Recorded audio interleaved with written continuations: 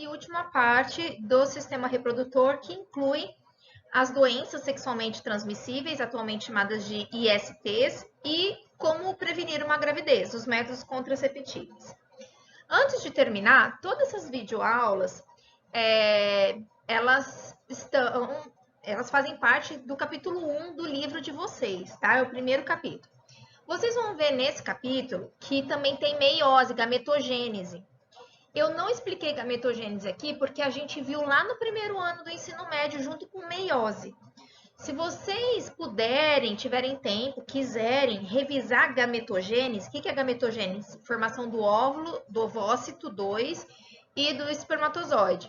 Então, vocês vão lá no meu canal do YouTube e peguem a aula de gametogênese masculina e feminina que está disponível, tá bom? Porque eu já gravei para o primeiro ano. Eu peço desculpa que vai ficar um pouquinho longa essa videoaula, mas ela é bem interessante. Um beijo, aproveitem. IST, Ana, o que é isso? IST é a nova modinha, vamos dizer assim, das doenças sexualmente transmissíveis. A gente até um tempo atrás só falava de DST, né? Doenças sexualmente transmissíveis. Hoje é mais comum a gente falar de IST, infecções sexualmente transmissíveis, que são as doenças, as infecções causadas quando tem uma relação sexual não protegida, né? Que você pode contrair essa doença ou passar a doença para alguém. Observe aí a figurinha, né? Bonitinha, eu acho. E no centro, a famosa camisinha. Que eu já adianto aqui para a aula de hoje, o principal método para não ter nenê e para não contrair doença é ainda a camisinha. Bora lá? Eu vou assim, já adiantar para vocês que a aula de hoje as imagens tendem a não ser muito agradáveis, mas elas são necessárias. O que eu preciso saber, Ana? Eu preciso saber principalmente a doença, o sintoma e se ela é causada por bactéria, por vírus, por protozoário. E isso vai lá no final da aula, até que vai ter uma questãozinha sobre isso. Então, é muito importante, por exemplo, sífilis. A sífilis é causada por uma bactéria, que é a Treponema pálido, ok? A sífilis, as formas de contaminação, contato sexual, lembra, contato sexual não protegido, ok? Sem camisinha. Por placenta, a mãe pode passar a sífilis, tá? E por transfusão de sangue. Via de regra, desculpa, a sífilis, ela tem 3 estágios. O primeiro estágio é o aparecimento de uma ferida, tá? Olha aí um pênis de um homem, deixa eu pegar aqui, né? Com essa ferida, ela não necessariamente ela é tão grande assim, tá? Pode ser tanto na mulher quanto no homem. E essa ferida, ela vai aparecer de 7 a 15 dias depois que você teve a relação sexual não protegida, tá? E aí você vai ver essa ferida, vai se preocupar, mas aí depois você deixa de se preocupar. Por quê? Porque ela desaparece naturalmente. Então você acha que vai ser um machucadinho, alguma coisa assim, e puf, desaparece. Depois, 2 meses depois, podem aparecer lesões, né? Manchas na pele, nas costas, que é essa figurinha que eu coloquei aqui para vocês. E o terceiro estágio já é as lesões nos órgãos internos, tá? E essas lesões, o comprometimento dos órgãos, coração, fígado, só vai acontecer de 3 a 15 anos depois, ok? A sífilis tem cura, tem tratamento. Então, apareceu alguma coisa aí que é estranha, já corre para o médico, ok? E uma coisa muito importante, às vezes você não vê nenhum sintoma, você tem a sífilis e você transmite, mesmo não tendo nenhum sintoma, tá? Então, isso é muito grave.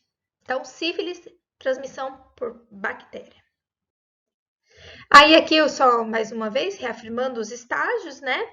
Que é o primeiro estágio é a ferida. O segundo estágio são as manchas na pele, pode ser mãos, as costas. E o terceiro é o comprometimento dos órgãos. A segunda doença, A segunda doença é a gonorreia, tá?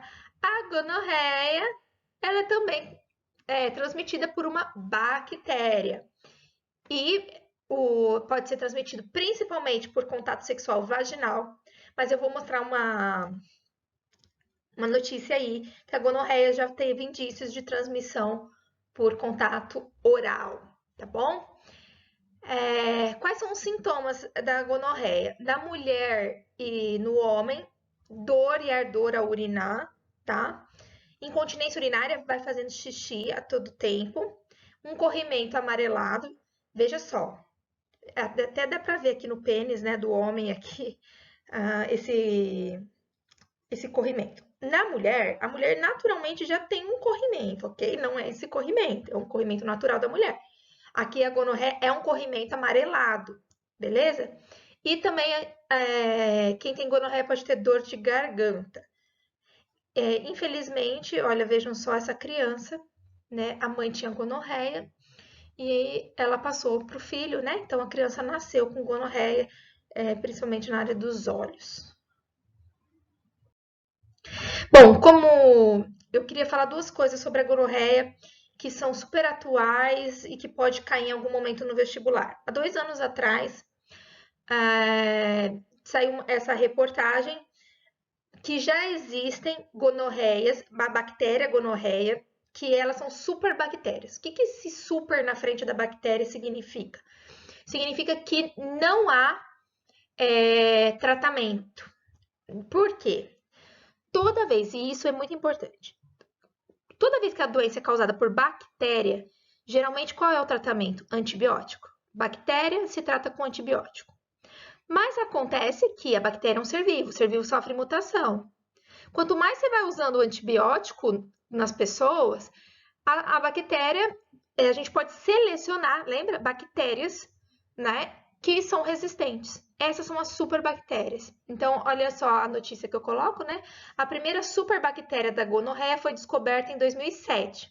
Ela foi encontrada principalmente na faringe dos infectados que faziam sexo oral, ok? Por isso que a gente fala que o contato oral sexual também pode transmitir gonorreia. Mas atualmente sabe-se que a superbactéria da gonorreia também infecta os órgãos genitais. Então não é só a faringe, então os órgãos genitais. Tá, a única forma de prevenir a doença é usando preservativo. Então vejam que já existem bactérias de gonorreia que são resistentes a antibiótico, ok? Que não tem tratamento, é intratável, porque ela não responde ao antibiótico. E para finalizar sobre gonorreia, uma notícia de 1 ano atrás que a gonorreia oral pode ser transmitida por beijo de língua, né? Claro que não é comum, ok? Mas já há indícios mesmo da transmissão de gonorreia pelo beijo, ok? Ah lá, estudo australiano derruba a teoria de que a versão da doença que ataca a garganta é transmitida apenas pelo sexo oral. Então, fiquem ligados, tomem cuidado. A terceira doença não é causada por bactéria, é causada por vírus, pelo vírus do HPV, ok?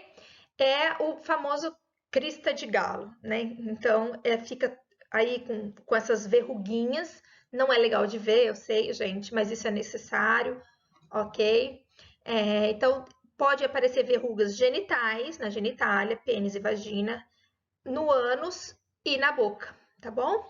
Então, chama condiloma acuminado, popularmente chamado de crista de galo. Então, observem a boca, né, aqui com a crista de galo, é bem característico. Mais uma vez, você pode ter essa doença, tá latente, você tá sem as cristas, sem as verrugas, tá? E você pode transmitir para a pessoa, ok? Então, quem causa a crista de galo é o vírus do HPV. O HPV, ele é responsável por vários tipos de doenças. O chato, que era muito comum, agora eu quase não ouço falar, né? Ah, você tá com chato. O que é quando a gente falava para um menino, né, que tinha chato? Porque coçava muito o saco, né? Então, o chato, que o nome formal é pediculose pubiana, é um inseto, né? É como se fosse tipo uma pulguinha fica no pelo pubiano, tá? Então, pessoas que têm muito pelo, olha os ovinhos aqui, ó, né? E aí ele fica coçando a área genital. Então, ocorre principalmente por via sexual, porque no contato sexual é pelo com pelo, né? Mas a transmissão pode ser feita através de contato íntimo, com uso de roupa, né? Roupa de cama, toalha. Então, toma cuidado, a pessoa lá tomou banho, tem inchado, você vai usar a mesma toalha. Se o inseto for para lá, você pode pegar, ok? Então, o principal sintoma é a coceira, a pessoa coça muito.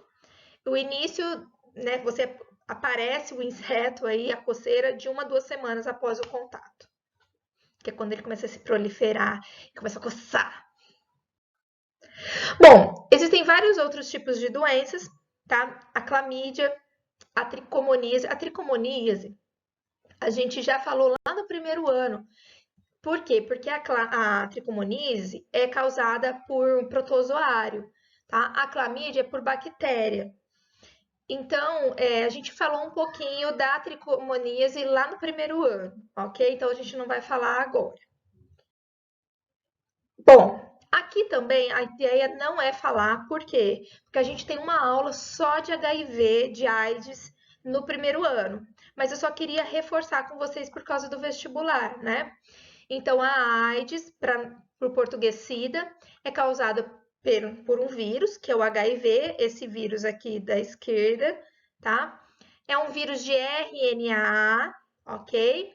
E ele vai entrar nas células de defesa, chamadas linfócitos TCD4.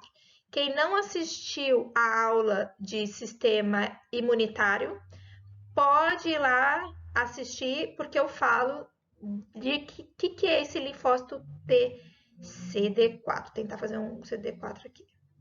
Né? Lembrando que a AIDS, então, se pega por contato sexual vaginal e anal, ok?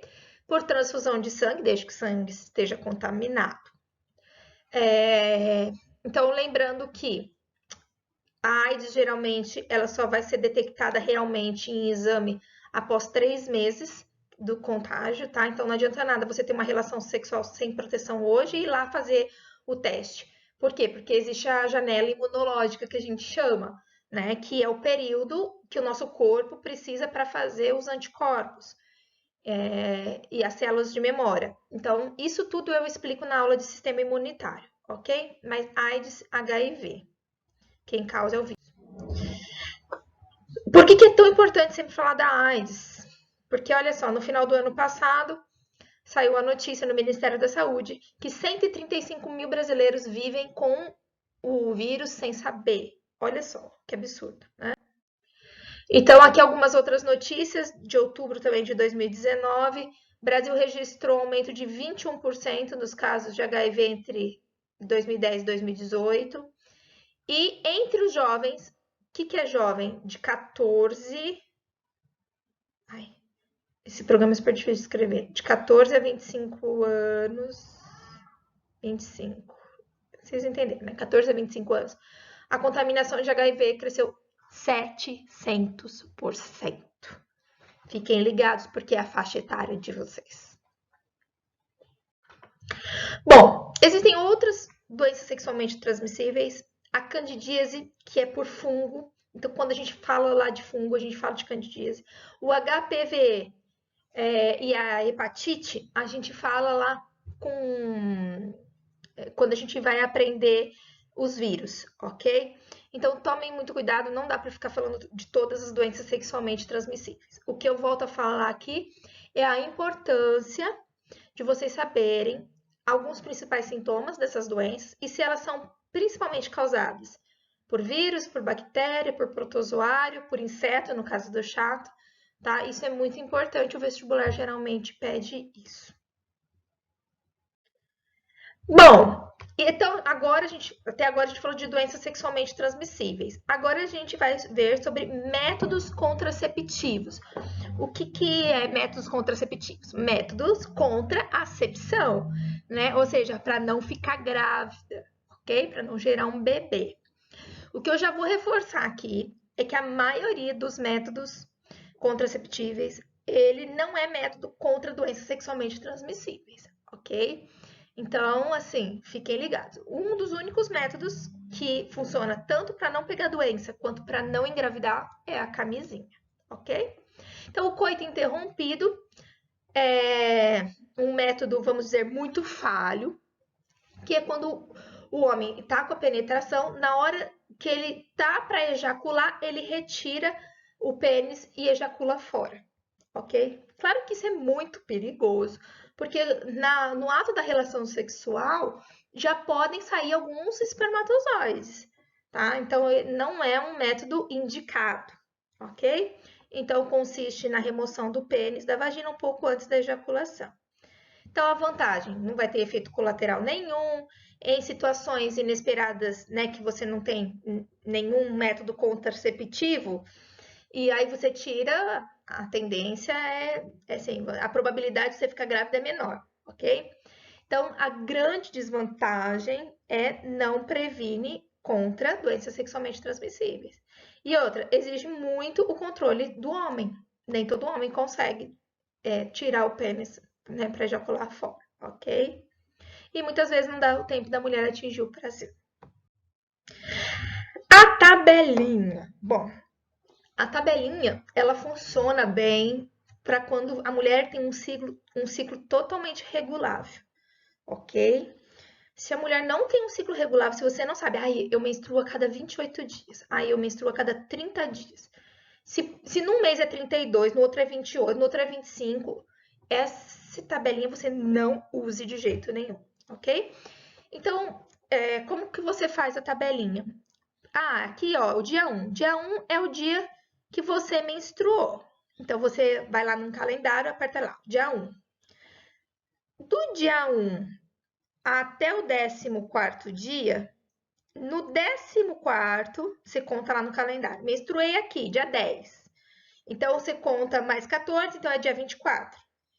Esse aqui, teoricamente, é o dia que você vai estar liberando o seu ovócito, ovulação. Só que pode ser de 2 dias para antes e 2 dias para depois, de 2 a 3 dias, tá? Até vou pôr 3 aqui. Esse momento, você não pode ter relação sexual, ou se tiver com camisinha, ou outro método contraceptivo. Dos outros dias, a probabilidade de você engravidar é bem menor, porque se você só vai engravidar se tiver o teu ovócito lá na tuba uterina, tá? Toma cuidado, porque geralmente, uma média, o espermatozoide fica por 48 horas no corpo da mulher sem morrer, tá bom? Então, por exemplo, eu tive a relação sexual aqui, ó, no 12º. Tá, beleza.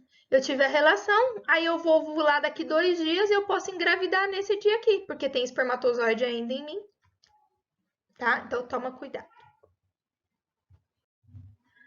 Bom, e o método mais seguro, o melhor, o mais fácil, o mais simples é a camisinha masculina, ok? Então, a camisinha, olha aqui, né, para quem nunca viu, facilmente aqui eu coloquei uma figura de como colocar, tem que apertar essa bolinha aqui, né, de plástico, inserir no pênis ereto, ok? Não pode ser nele mole, tem que ser ereto. Usou, faz um nozinho e joga, ok? Então, esse método é super seguro e ele previne tanto a gravidez contra as doenças sexualmente transmissíveis. Existe a camisinha feminina, tá? Que ela não é muito comum porque ela é um pouquinho mais chata de ser colocada, mas basicamente é a mesma coisa, tá? A mulher pode colocar por si, com o pé em cima de uma cadeira, pode colocar agachada, tá? Então é um saco, olha que dá para ver direitinho, a camisinha feminina, né? Ela vai ter abertura para, claro, obviamente, para o pênis entrar. Aqui ela é fechadinha, né? Então a mulher coloca a camisinha e tem a relação sexual normal. Essa camisinha, da mesma forma que a masculina, também impede as doenças sexualmente transmissíveis. Bom, nós temos o diafragma. O diafragma nada mais, nada menos é que um copinho que também a mulher, com o seu próprio dedo, coloca, tá? Geralmente, ela, junto com o diafragma, é associada uma pomada que mata espermatozoide, que é o espermicida, que nós vamos ver no próximo slide. Tá? Então, o diafragma também é um método contraceptivo. Tá? Então, é esse copinho aqui que a mulher coloca e depois da relação sexual precisa esperar um tempo, tá? Tem tudo na bula e aí ela retira, ok? Geralmente associado ao espermicida, por quê? Porque quando retirar, para não correr o risco de cair o espermatozoide, né? E aí fica grávida do mesmo jeito. Bom, o espermicida, ele pode ser uma pomada, pode ser um gel, pode ser um comprimido, em que a mulher introduz na vagina e tem a relação sexual, né? Porque esse espermicida mata o espermatozoide. Também não é um método muito indicado.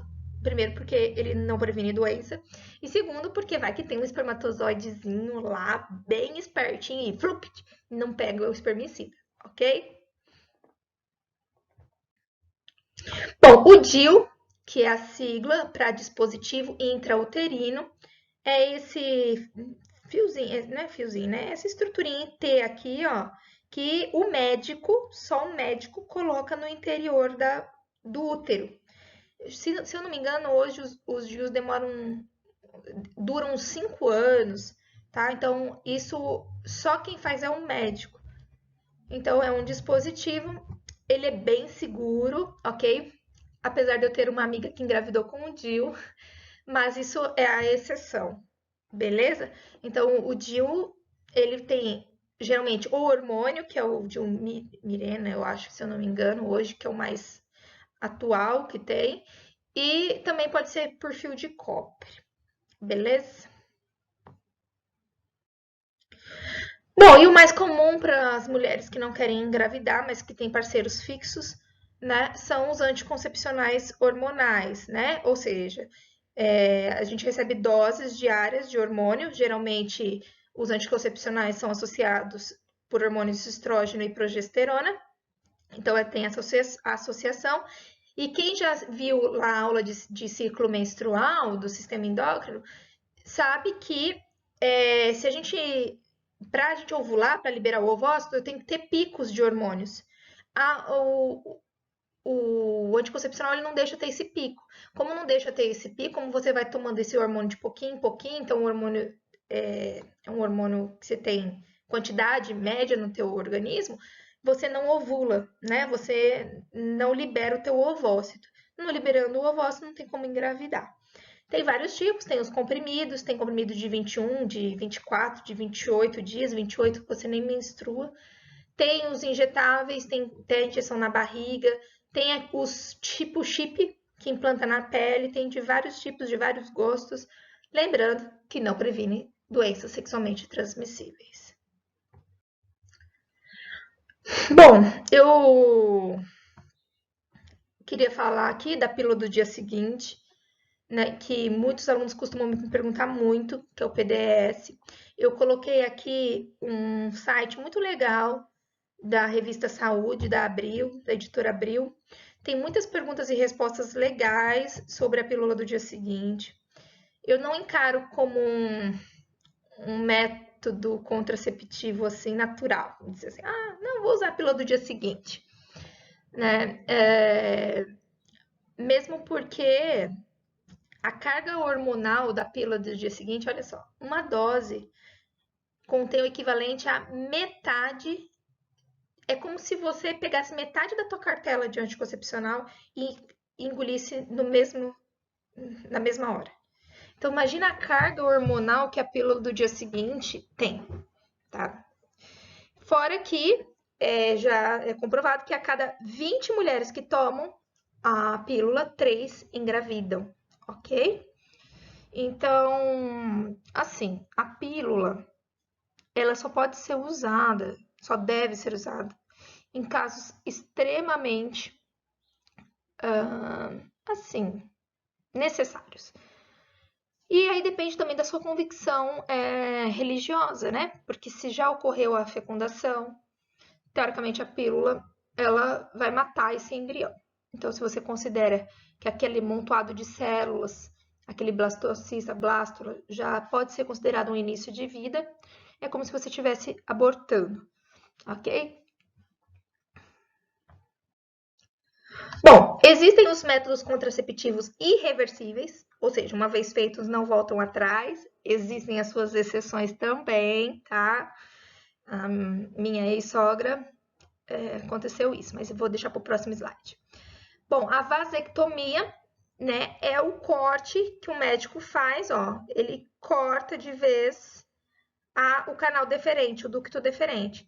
Então, o espermatozoide sai do testículo e não vai passar para cá. Se não passa para cá, não passa para a vesícula seminal, nem para a próstata, muito menos para a uretra. Então, mas Ana, o homem não ejacula? Claro que o homem ejacula, porque se você viu lá na aula, na primeira parte, o líquido do sêmen, que é 90% do sêmen, o líquido, tá aqui, ó, glândula seminal, próstata, glândula de Cooper, tá? Vai ter o sêmen, só que se a gente analisasse o sêmen no microscópio, não ia ter o espermatozoide, tá bom? Então, ele impede que o espermatozoide chegue na outra parte do canal deferente. Então, nós temos um sêmen sem espermatozoide. A laqueadura, que acontece na mulher, e que é o rompimento das tubas, né? Como a fecundação acontece na tuba, se eu corto a tuba, não chega espermatozoide na tuba, tá? Existem vários tipos, né? Hoje eu acho que o mais comum talvez seja o fio de sutura ou cauterização. Por que acontecia com anel de plástico? Podia soltar e a mulher engravidava. Foi o que aconteceu com a minha ex-sogra no terceiro filho. Ela já tinha feito laqueadura e engravidou, tá? Hoje é bem menos comum ocorrer esse caso.